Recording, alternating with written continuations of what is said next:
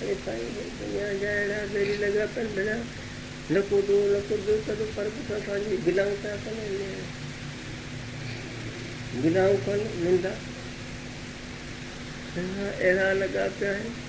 जो गारियूं ॾींद हरे राम निंदा रुॻो न गिला कोन पर गारियूं असांखे ॾींद मोह ते गारियूं न ॾींद कंहिं महिल धक भाणे कोन फर्क अहिड़ा आहिनि अरे साईं छा ॿुधाए भेण जेल में रखे अञा बि का आहे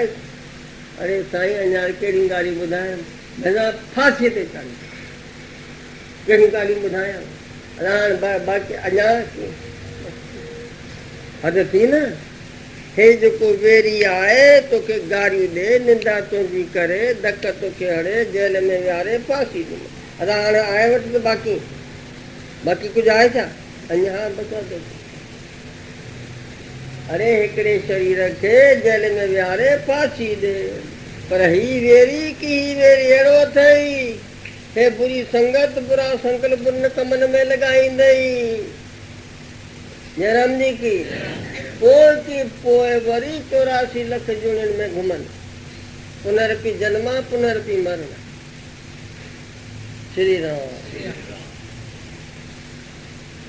कहंदा भाई हिकिड़े ॾींहं में 3 थींदियूं जागण खाब निंड हीअं न महीने में थिया 90 दफ़ा ठीकु आहे न पाण निंड खां जागण खां बि निंड खां धारयूं शरीर खां धारयूं अहिड़ा शरीर कई मिलिया आया विया श्री राम ही वेरी की ही वेरी अहिड़ो अथई तूं दुनिया जा सभु वेरी मारे छॾ पर हे बचे छल जीअरो आहे त न जीतल मन तुंहिंजो वेरी आहे पर काबू कई मन शुभ भावनाऊं शुभ वीचार छॾे त हा तुंहिंजे हथ में थियो न तुंहिंजो मित्र की बसि इहो अहिड़ो ॿियो मित्र स्थिर मन निर्मल मन सुठे सुभावन वारो मन तुंहिंजो मित्र आहे पर हू बुछड़ो तो कहिवा न जयराम जी की हा उहो तुंहिंजो वेरी आहे हे वेरी कीअं कोन आख़िर छह वटे बसि फांसी ॾींदो हाणे बाक़ी ॿियो कीअं कयो इन वेरीअ खे जेको वेरी थो चई जयराम जी आख़िर में फांसी ॾींदो हिकिड़े दफ़े शरीर पर ही की ही बुरी संगत बुरा संकल्प बुरनि कमनि में लॻाईंदई पोइ वरी घुमाईंदई 84 लख जूणियुनि में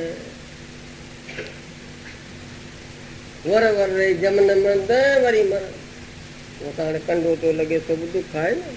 पर 84 जो जेको आहे भउ दुख कष्ट उहे मुसीबत कहिड़ो वेरी वधीक कीअं न जीतल मन वेरी आहे न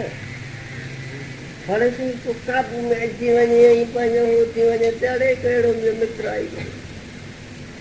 मन जे हिनखे साफ़ मन खे कई किचिरो विचिरो कढी पोइ थींदो मन बुरी संगत बुरा संकल्प बुरन कमन खां ई इहे वेंदो जीअं हा कां वञे कमाण चवंदा आहियो न कां वञे कमाण खां अची हिनखे की हिनखे सुठो संग सुठा संकल्प सुठा कम वणंदा गुंदा कम की गंदा कम साध संगत वणंदी हुनखे भॻवान जो नाम जपण वणंदो पुण्य कर्म करण वणंदा जयराम जी की भॻवान जो ध्यानु वणंदो भॻवान जो ज्ञान वणंदो दुनिया जा घणी शादी आनंद कोन आहे हरे राम हाणे तूं को अहिड़ो आनंद सां हथ करियूं जो मौज थिए हिकु फरहत में सौवरनि जो पूरो करे और आनंद जे सागर में वञी बसा पूजूं वरी निकिरूं इहे अंदर में शुभ भावनाऊं ईंदियूं